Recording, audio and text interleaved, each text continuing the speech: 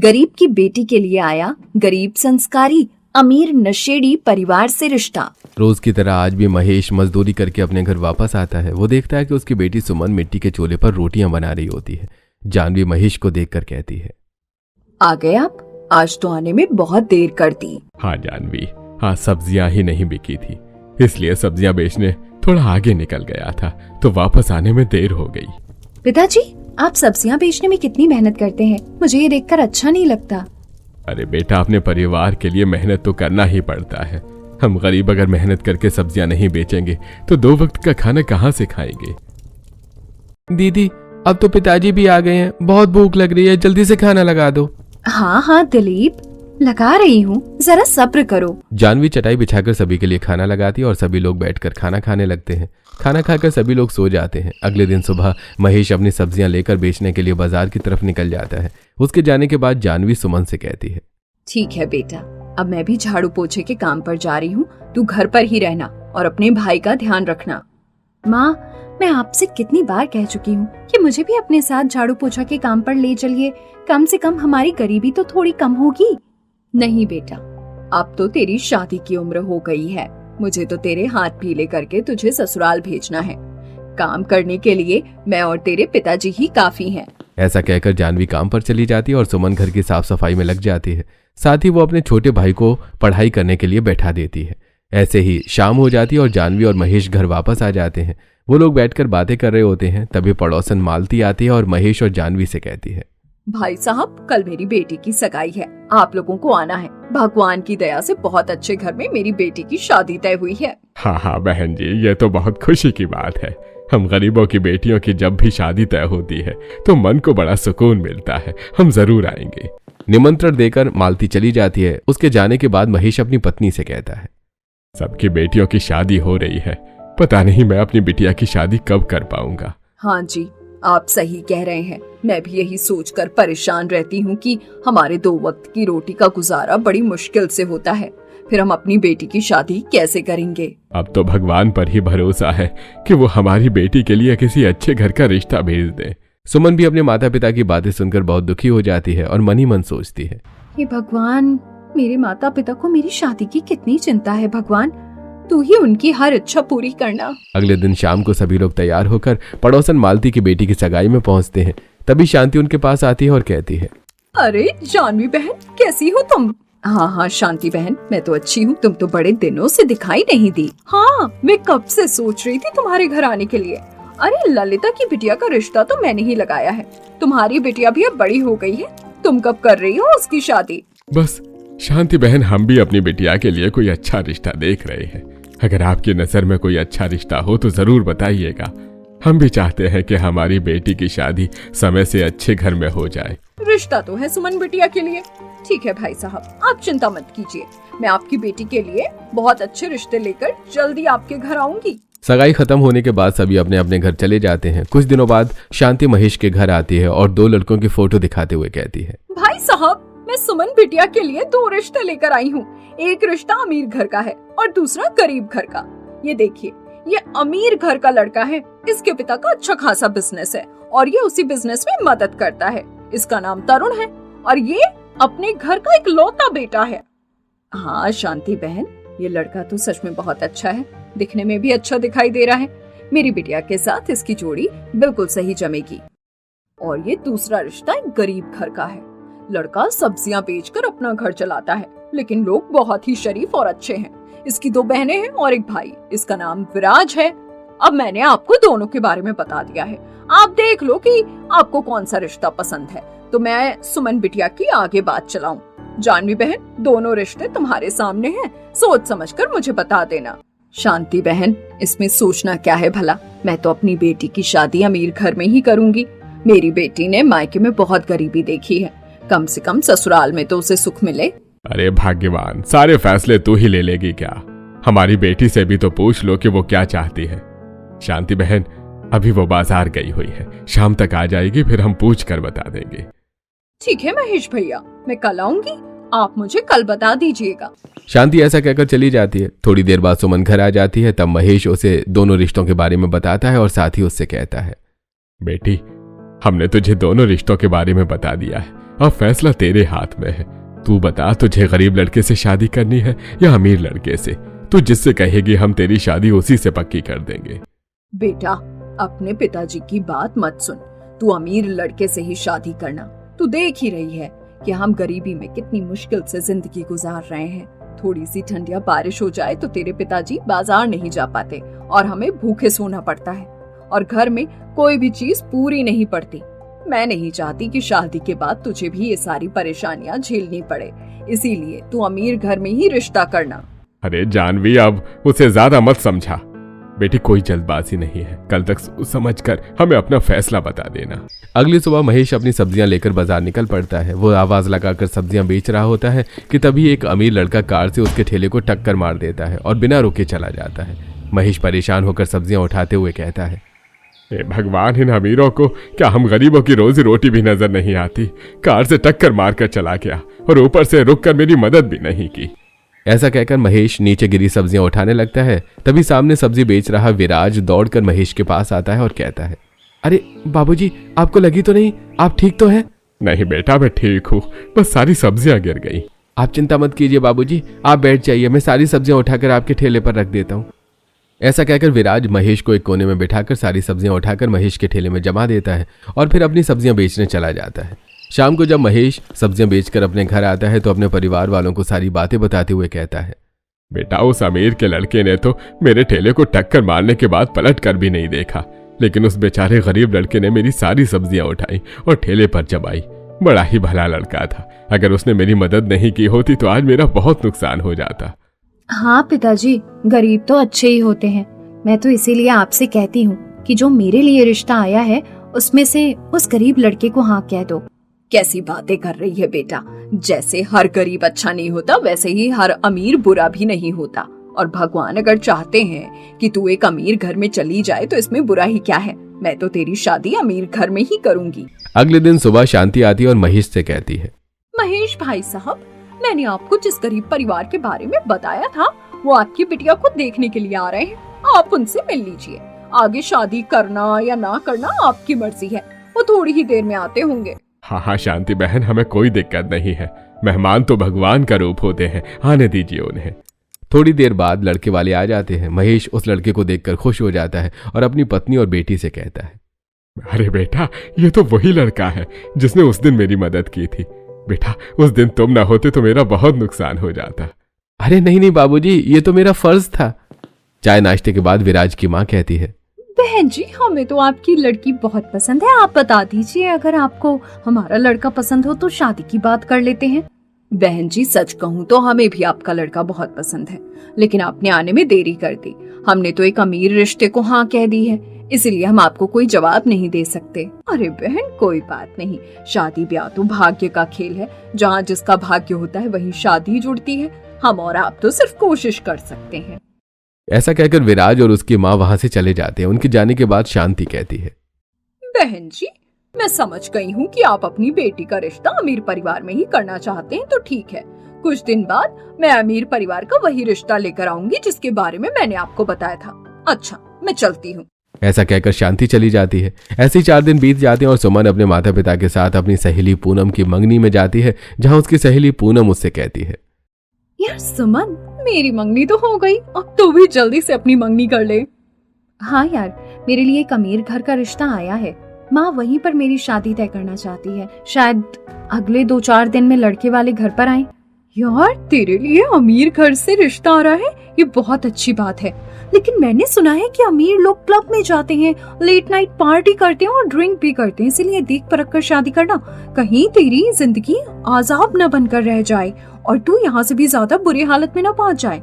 अच्छा ठीक है, तू खाना खाकर जाना। अब मैं मेहमानों को अटेंड कर लेती हूँ। ऐसा कहकर पूनम वहां से चली जाती है। पूनम की बातें सुनकर सुमन बहुत डर जाती है, लेकिन उसकी माँ की जिद के आगे उसकी एक नहीं चलती।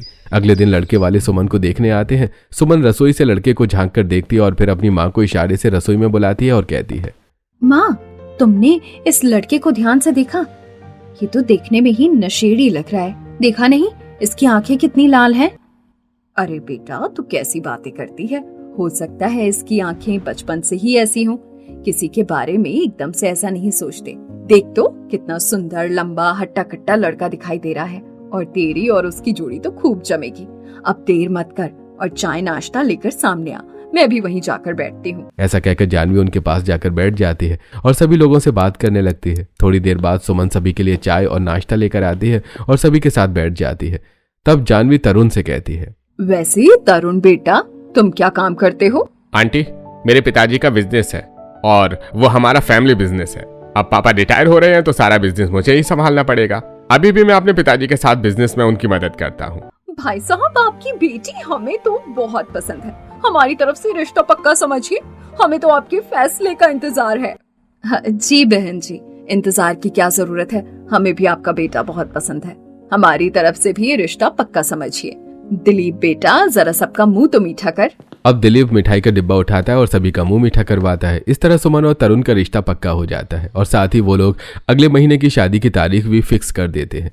उनके जाने के बाद कुछ पड़ोसनें वहां आती हैं और कहती हैं, अरे जानवी, लाओ जरा हमें भी मीठा खिलाओ। सुना है तेरी बिटिया का रिश्ता पक्का हो गया। लड़के वालों को हमने जाते हुए देखा था, बड़े ही अमीर दिख रहे थे वो।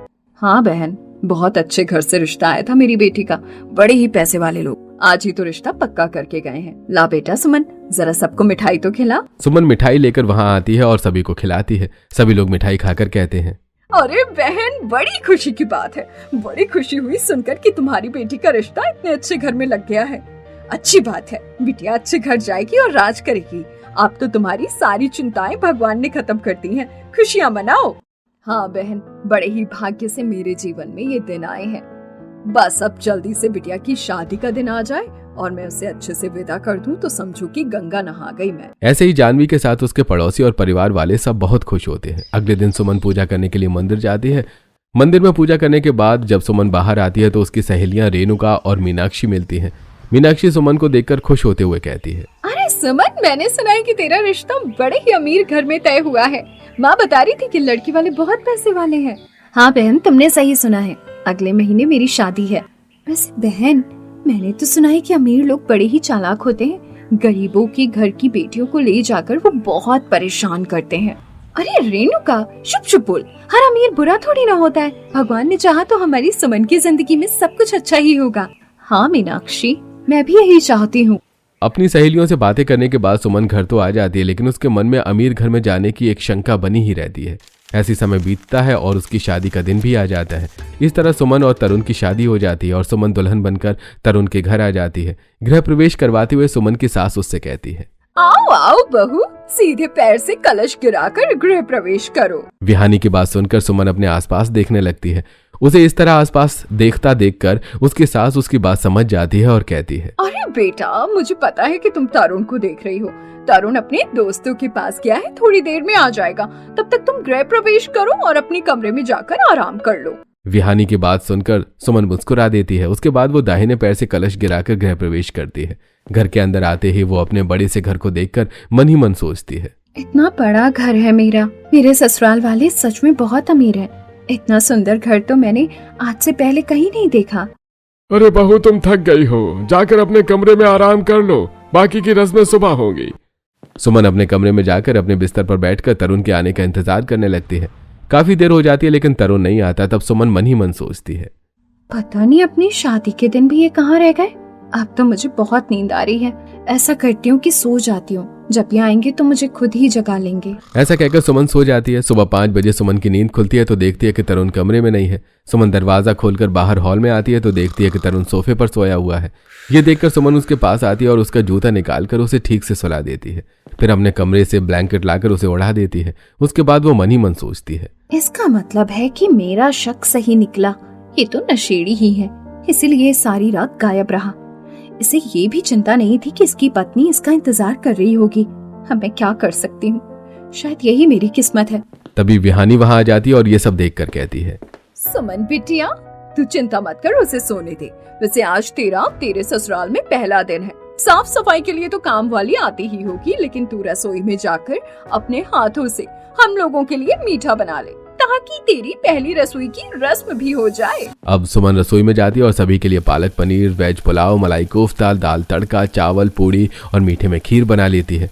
तब तक तरुण भी तैयार होकर अपने माता पिता के साथ डाइनिंग टेबल पर आ जाता है। अब सुमन सभी को खाना परोस देती है। खाना खाकर केशव कहता है, सुमन, बहुत अच्छा खाना बनाया है तुमने। सचमुच बहुत दिनों बाद इतना स्वादिष्ट खाना खाया है। हाँ जी, आप सही कहते हो। बहू ने खाना सचमुच बहुत ही अच्छा बनाया है।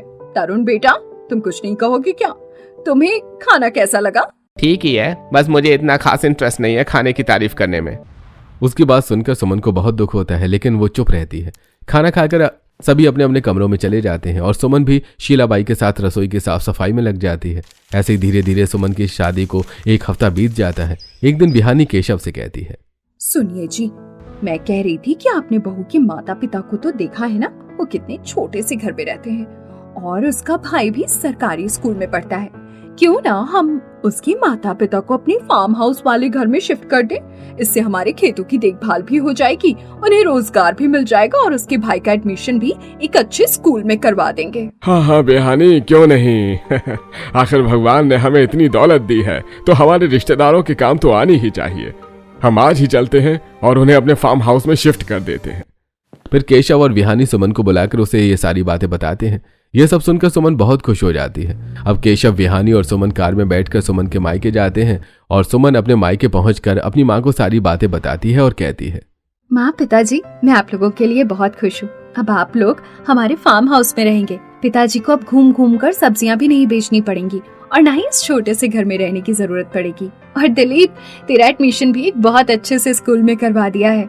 हाँ दीदी, मैं तो बहुत खुश हूँ। वैसे जीजाजी क्यों नहीं आए? तेरे जीजा जी थोड़ा काम में व्यस्त हैं, इसीलिए नहीं आए, फिर कभी आएंगे। इसके बाद सुमन अपने ससुर के साथ अपने माता पिता और भाई को नए घर में शिफ्ट कर देती है और फिर अपने घर वापस आ जाती है। अगले दिन सुमन सभी के लिए नाश्ता लगाती है। सभी लोग बैठकर साथ नाश्ता करते हैं। फिर केशव अपने ऑफिस के लिए निकल जाते हैं और तरुण हॉल में आकर टीवी देखने लगता है। तब सुमन उसके पास आती है और कहती है, तरुण जी, मैं देख रही हूँ कि पिताजी रोज समय पर ऑफिस चले जाते हैं, लेकिन आप नहीं जाते।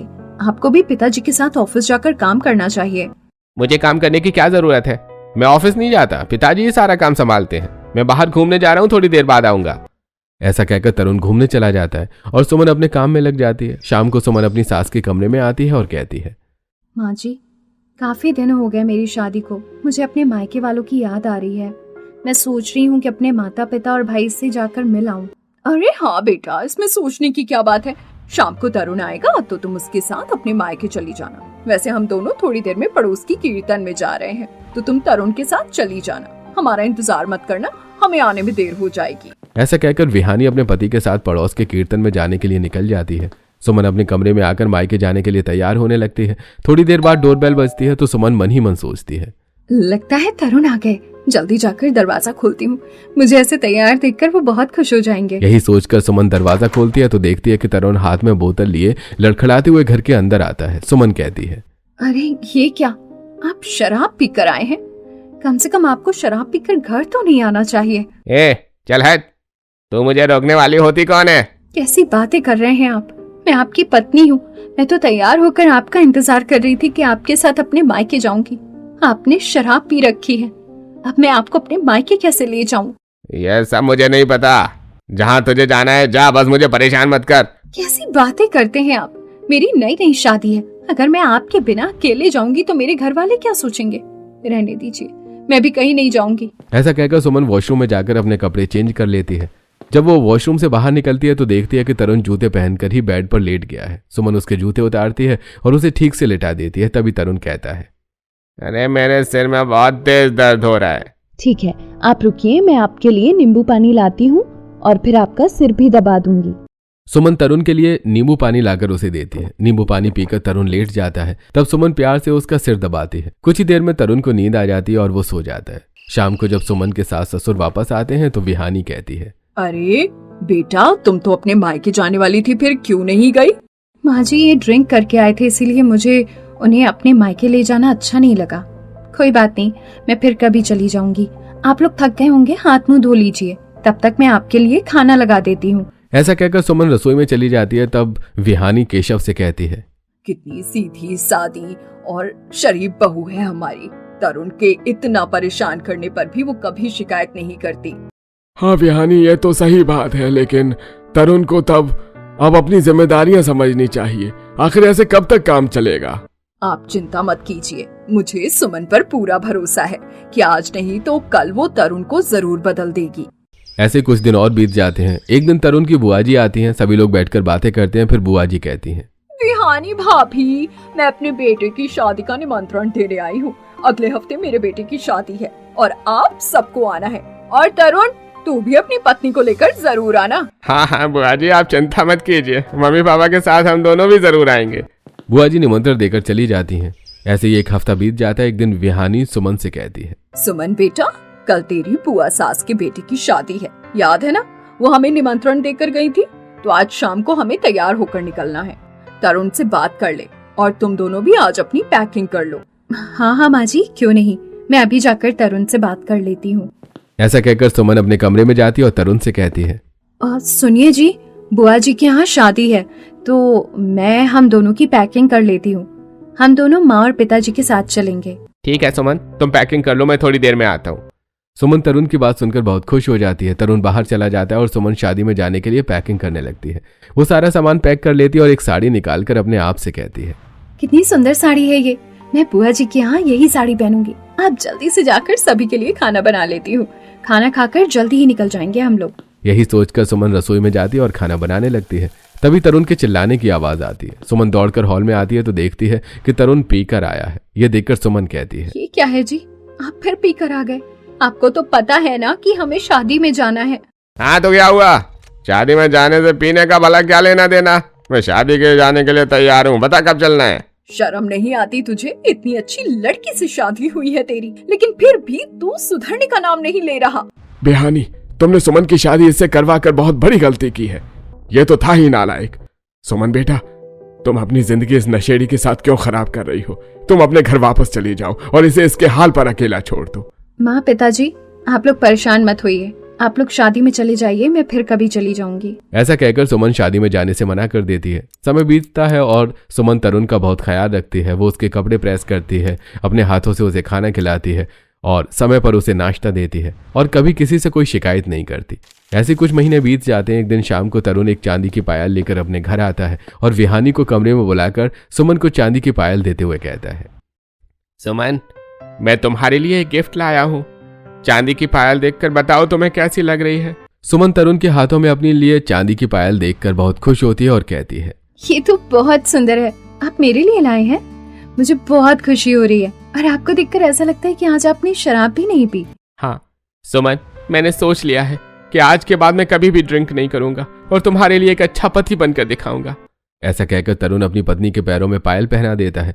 दोनों एक दूसरे से ढेर सारी मीठी मीठी बातें करते हैं। फिर सुमन रसोई में आती है और सभी के लिए खाना बना लेती है और सबको खाना परोस देती है। खाना खाकर तरुण सुमन से कहता है, सुमन तैयार हो जाओ, आज हम दोनों साथ मार्केट घूमने चलेंगे और आइसक्रीम भी खाएंगे। ये सुनकर सुमन बहुत खुश हो जाती है। वो तैयार होने के लिए कमरे में जाती है। पीछे से तरुण भी आता है। तभी तरुण को उसके एक दोस्त का कॉल आता है।